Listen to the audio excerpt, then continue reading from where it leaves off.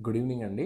జనరల్‌గా చాలామంది మాకు ఐరన్ డెఫిషియన్సీ ఉందండి. దానికి ఏ డైట్ ఫాలో అవుతే మంచిదని అడుగుతా ఉంటారు.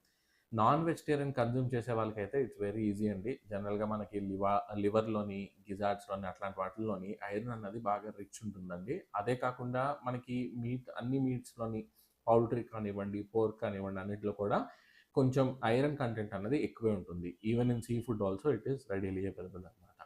అదే కాకుండా వీగన్స్‌కొచ్చేసరికి మాత్రం ఆప్షన్స్ చెప్పుకుంటే లెగ్యూమ్స్‌లో మనకి బీన్స్, చిక్ పీస్ ఇట్లాంటి వాటిల్లో ఉంటాయండి.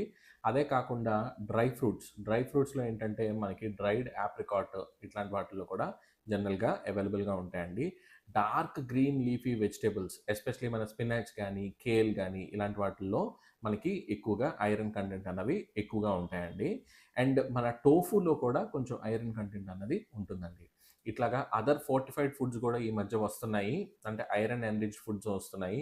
ఇప్పుడు ఓట్ మీల్‌లో వాటిల్లో కూడా కొంచెం యాడ్ చేస్తున్నారు. సో, ఎప్పుడు కూడా మనం ఏ ఫుడ్ అన్నా తీసుకునేటప్పుడు దాని తాలూకా న్యూట్రియంట్ ఫ్యాక్టర్స్ ఏమున్నాయన్నది ఒకసారి లేబుల్ చూసుకొని దాన్ని బట్టి కన్జ్యూమ్ చేసుకోవడం మంచిదండి.